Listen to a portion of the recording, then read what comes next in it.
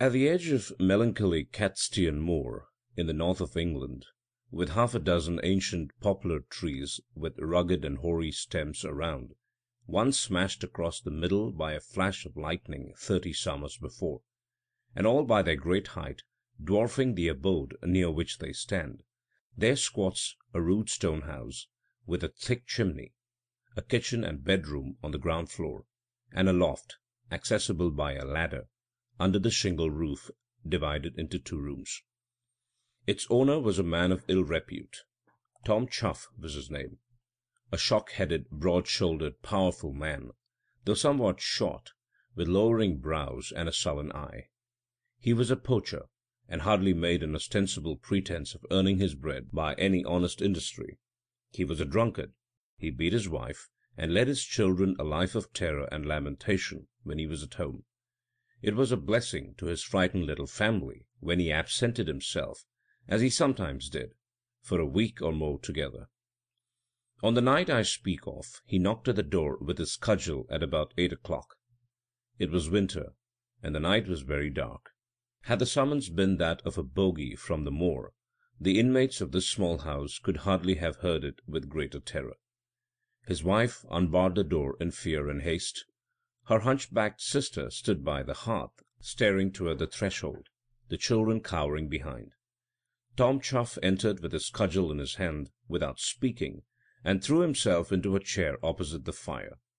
He had been away 2 or 3 days. He looked haggard, and his eyes were bloodshot. They knew he had been drinking.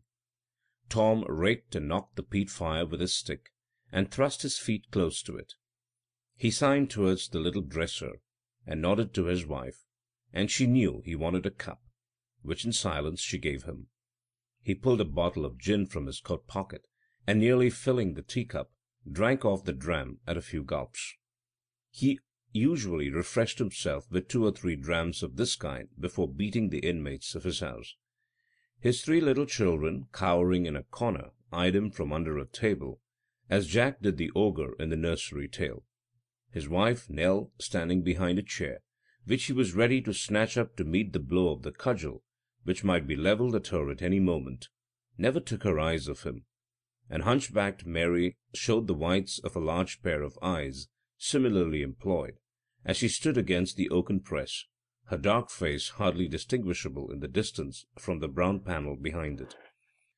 Tom Chuff was at his 3rd dram, and had not yet spoken a word since his entrance, and the suspense was growing dreadful, when on a sudden he leaned back in his rude seat. The cudgel slipped from his hand. A change and a death-like pallor came over his face. For a while they all stared on. Such was their fear of him. They dared not speak or move, lest it should prove to have been but a doze, and Tom should wake up and proceed forthwith to gratify his temper and exercise his cudgel. In a very little time, however, things began to look so odd that they ventured, his wife and Mary, to exchange glances full of doubt and wonder. He hung so much over the side of the chair that if it had not been one of cyclopean clumsiness and weight, he would have borne it to the floor. A leaden tint was darkening the pallor of his face. They were becoming alarmed, and finally, braving everything, his wife timidly said, "Tom," and then more sharply repeated it, and finally cried the appellative loudly, and again, with a terrified accompaniment, "He's dying! He's dying!" her voice rising to a scream, as she found that neither it nor her plucks and shakings of him by the shoulder had the slightest effect in recalling him from his torpor. And now, from sheer terror, of a new kind, the children added their shrilly piping to the talk and cries of their seniors, and if anything could have called Tom up from his lethargy, it might have been the piercing chorus that made the rude chamber of the poacher's habitation ring again. But Tom continued unmoved, deaf, and stirless. His wife sent Mary down to the village, hardly a quarter of a mile away, to implore of the doctor, for whose family she did as laundress, to come down and look at her husband, who seemed to be dying. The doctor, who was a good-natured fellow, arrived. With his hat still on, he looked at Tom, examined him, and when he found that the emetic he had brought with him, on conjecture from Mary's description, did not act, and that this lancet brought no blood, and that he felt a pulseless wrist. He shook his head, and inwardly thought, what the plague is the woman crying for? Could she have desired a greater blessing for her children and herself than the very thing that has happened? Tom, in fact, seemed quite gone. At his lips no breath was perceptible. The doctor could discover no pulse. His hands and feet were cold, and the chill was stealing up into his body. The doctor, after a stay of 20 minutes, had buttoned up his greatcoat again, and pulled down his hat, and told Mrs. Chuff that there was no use in his remaining any longer, when all of a sudden a little rill of blood began to trickle from the lancet cut in Tom Chuff's temple. "That's very odd," said the doctor. "Let us wait a little." I must describe now the sensations which Tom Chuff had experienced. With his elbows on his knees and his chin upon his hands, he was staring into the embers, with his gin beside him, when suddenly a swimming came in his head. He lost sight of the fire, and a sound like one stroke of a loud church bell smote his brain. Then he heard a confused humming, and the leaden weight of his head held him backward as he sank in his chair, and consciousness quite forsook him. When he came to himself he felt chilled, and was leaning against a huge leafless tree. The night was moonless, and when he looked up he thought he had never seen stars so large and bright, or sky so black.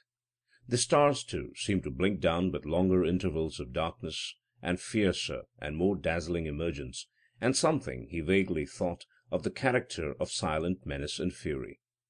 He had confused recollection of having come there, or rather of having been carried along, as if on men's shoulders, with a sort of rushing motion. But it was utterly indistinct, the imperfect recollection simply of a sensation. He had seen or heard nothing on his way. He looked round. There was not a sign of a living creature near, and he began with a sense of awe to recognize the place.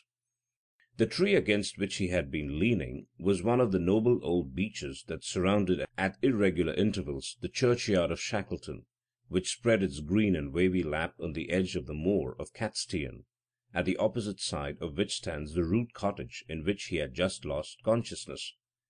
It was 6 miles or more across the moor to his habitation, and the black expanse lay before him, disappearing dismally in the darkness, so that, looking straight back before him, sky and land blended together in an undistinguishable and awful blank. There was a silence quite unnatural over the place. The distant murmur of the brook, which he knew so well, was dead. Not a whisper in the leaves about him. The air, earth, everything about and above was indescribably still. And he experienced that shaking of the heart that seems to portend the approach of something awful. He would have set out upon his return across the moor, had he not had an undefined presentiment that he was waylaid by something he dared not pass. The old grey church and tower of Shackleton stood like a shadow in the rear. His eye had grown accustomed to the obscurity, and he could just trace its outline. There were no comforting associations in his mind connected with it, nothing but menace and misgiving. His early training in his lawless calling was connected with this very spot. Here his father used to meet 2 other poachers, and bring his son, then but a boy, with him. Under the church porch, towards morning, they used to divide the game they had taken, and take account of the sales they had made on the previous day, and make partition of the money, and drink their gin. It was here he had taken his early lessons in drinking, cursing, and lawlessness. His father's grave was hardly 8 steps from the spot where he stood. In his present state of awful dejection, no scene on earth could have so helped to heighten his fear. There was one object close by which added to his gloom. About a yard away, in the rear of the tree, behind himself, and extending to his left, was an open grave, the mould and rubbish pile on the other side. At the head of this grave stood the beech tree. Its columnar stem rose like a huge monumental pillar. He knew every line and crease on its smooth surface. The initial letters of his own name, cut in its bark long ago, had spread out and wrinkled like the grotesque capitals of a fanciful engraver, and now with a sinister significance overlooked the open grave, as if answering his mental question, "Who for is grave cut?" He felt still a little stunned, and there was a faint tremor in his joints that disinclined him to exert himself, and further, He had a vague apprehension that, take what direction he might, there was danger around him worse than that of staying where he was. On a sudden the stars began to blink more fiercely. A faint wild light overspread for a minute the bleak landscape, and he saw approaching from the moor a figure at a kind of swinging trot, which now and then a zigzag hop or two, such as men accustomed to cross such places make, to avoid the patches of slob or quag that meet them here and there. This figure resembled his father's, and like him whistled through his finger by way of signal as he approached.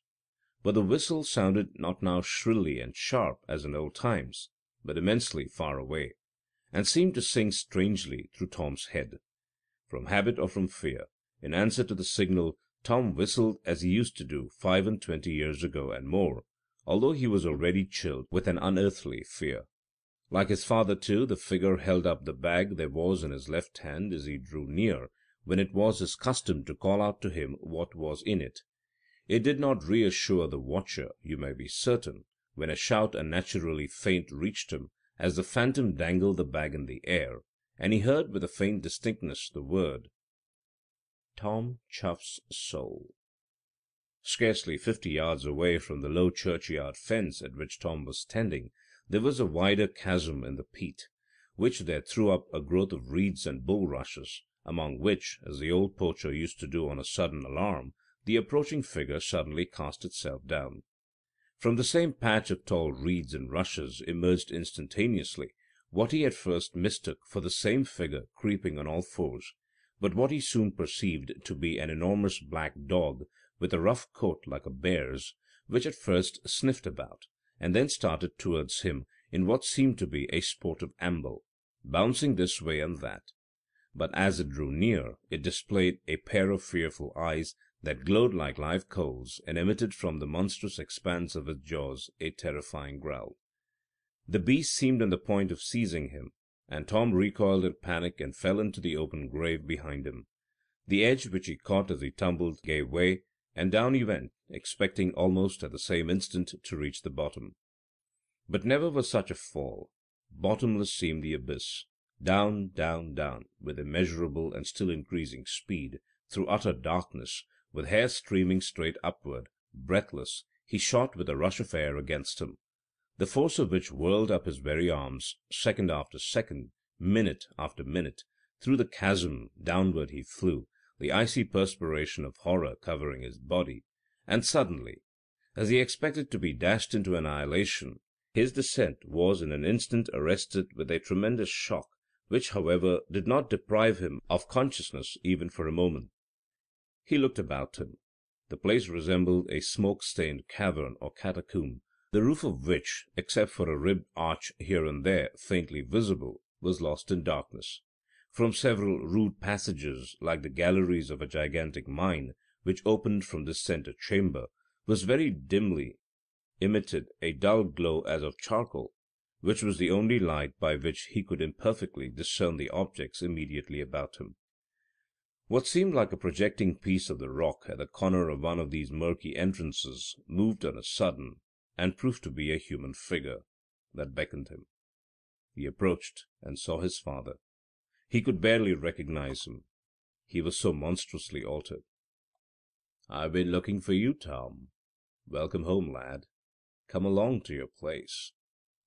Tom's heart sank as he heard these words, which were spoken in a hollow and, he thought, derisive voice that made him tremble. But he could not help accompanying the wicked spirit, which led him into a place, in passing which he heard, as it were from within the rock, dreadful cries and appeals for mercy. "What is this?" said he. "Never mind. Who are they?" "Newcomers like yourself, lad," answered his father apathetically. "They give over that work in time, finding it is no use." "What shall I do?" said Tom in an agony. "It's all one." "But what shall I do?" reiterated Tom, quivering in every joint and nerve. "Grin and bear it, I suppose. For God's sakes, if you ever cared for me as I am your own child, let me out of this." "There's no way out." "If there's a way in, there's a way out. And for heaven's sake, let me out of this."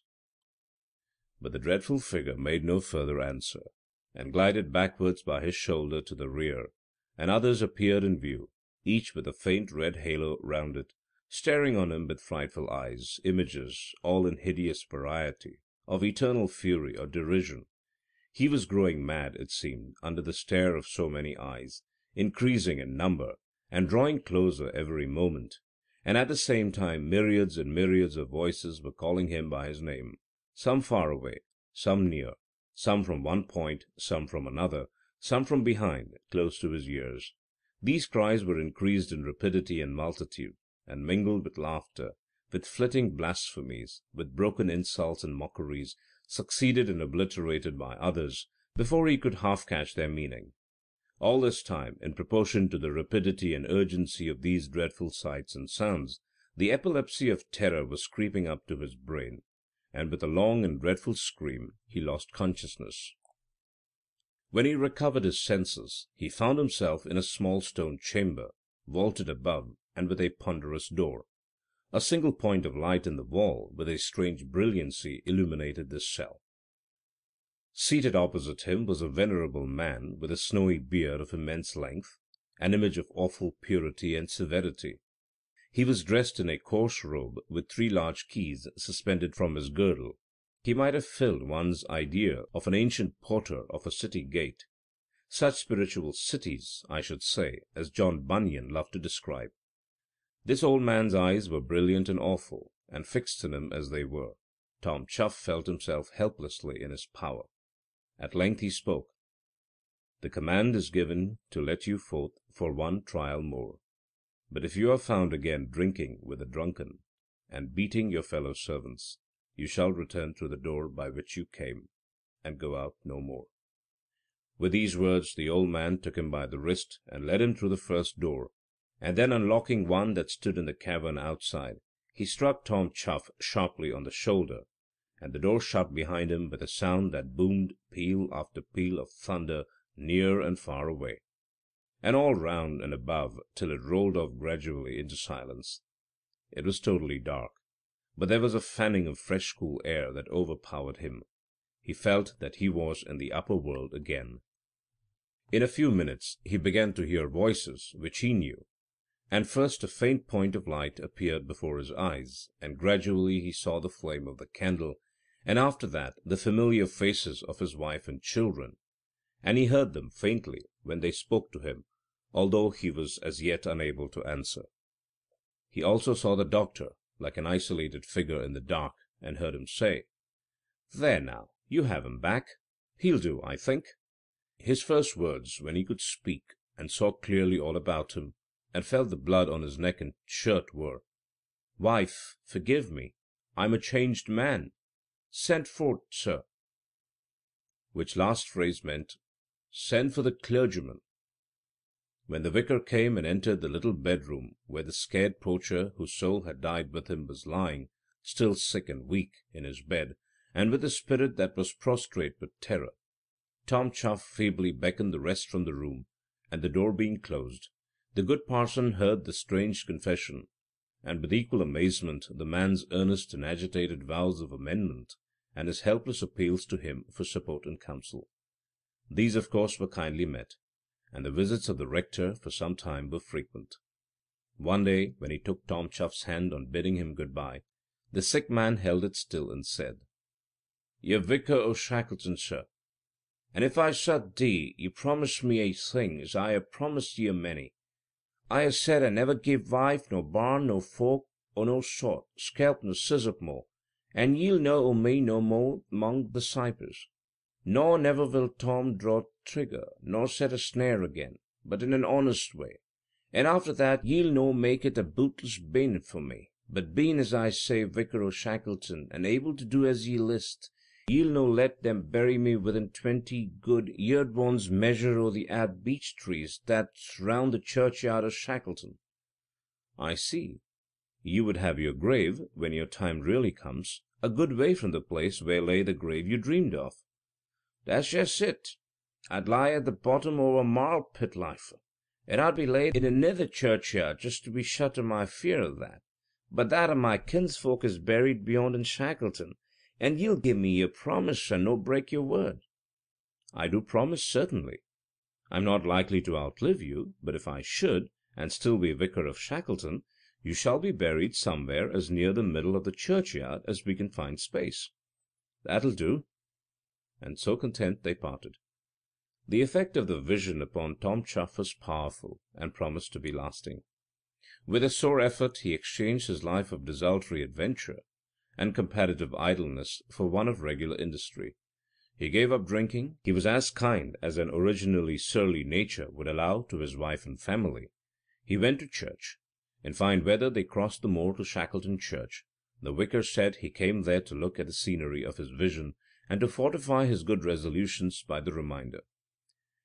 Impressions upon the imagination, however, are but transitory, and a bad man acting under fear is not a free agent.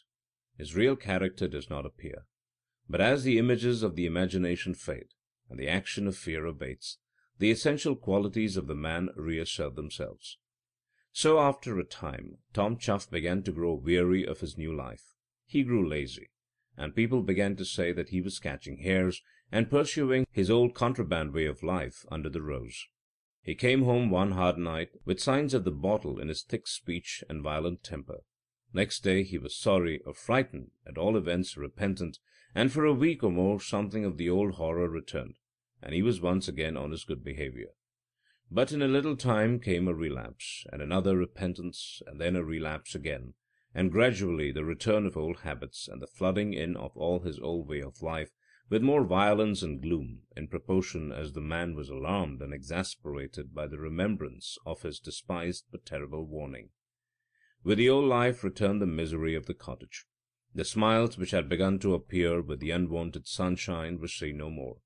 Instead returned to his poor wife's face the old pale and heartbroken look. The cottage lost its neat and cheerful air, and the melancholy of neglect was visible. Sometimes at night were overheard by a chance passer-by cries and sobs from that ill-omened dwelling.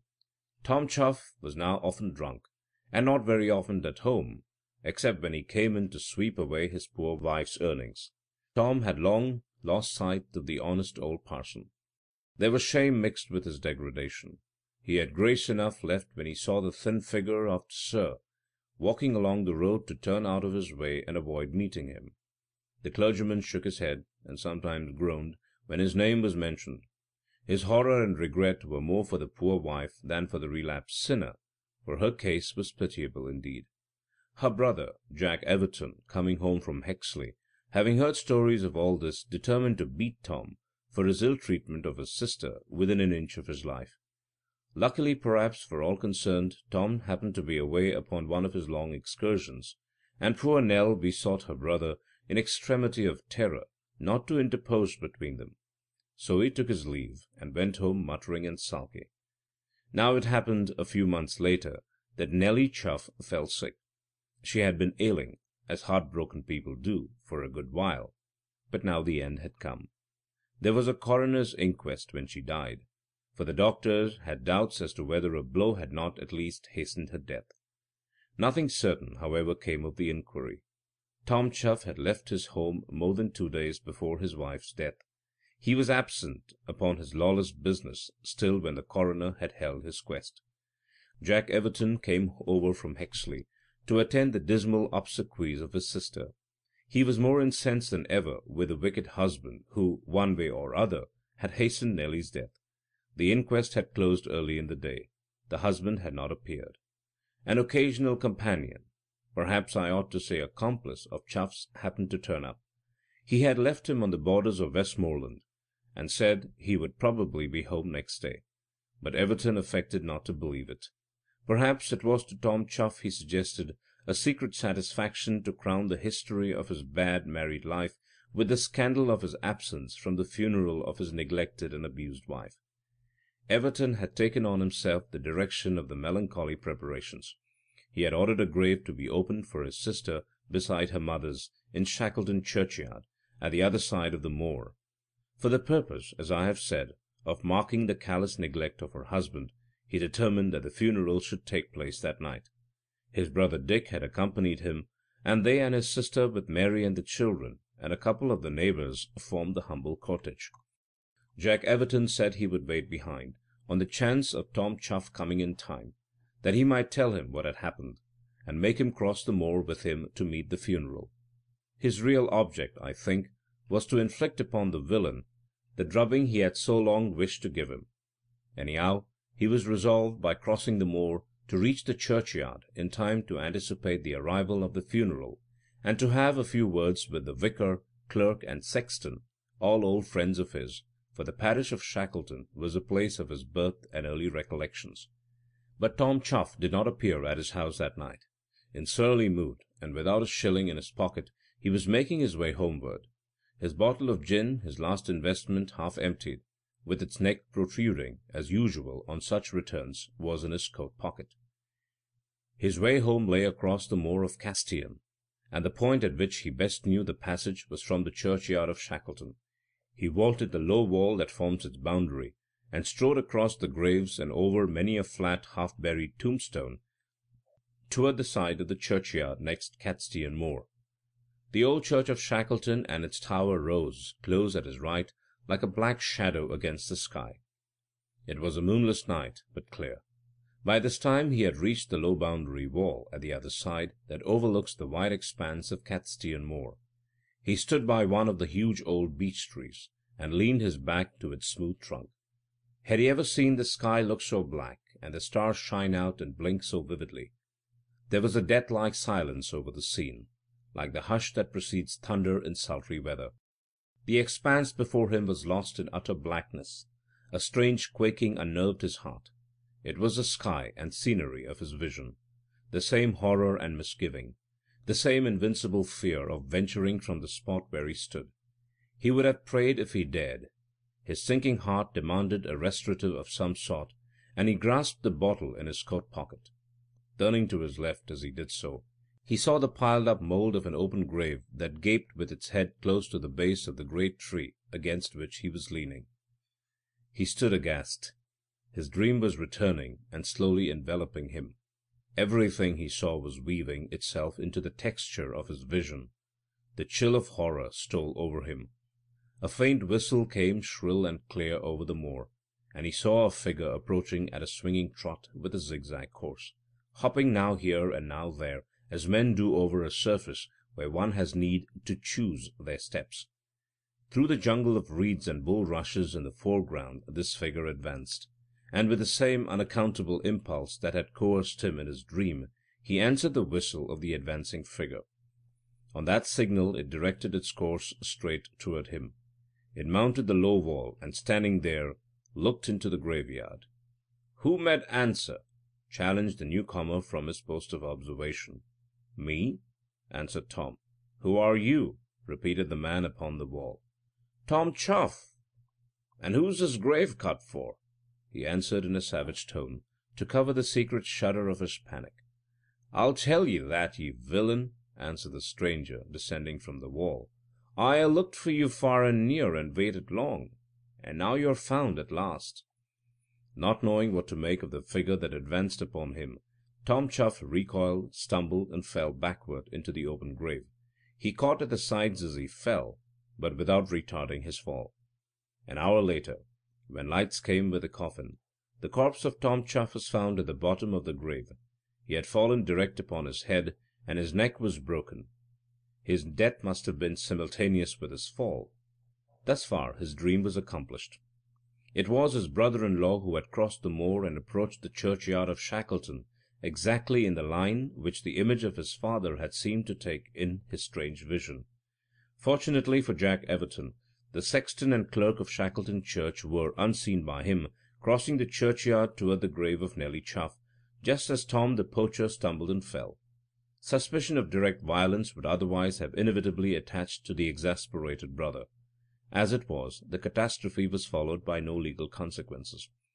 The good vicar kept his word, and the grave of Tom Chuff is still pointed out by the old inhabitants of Shackleton pretty nearly in the centre of the churchyard.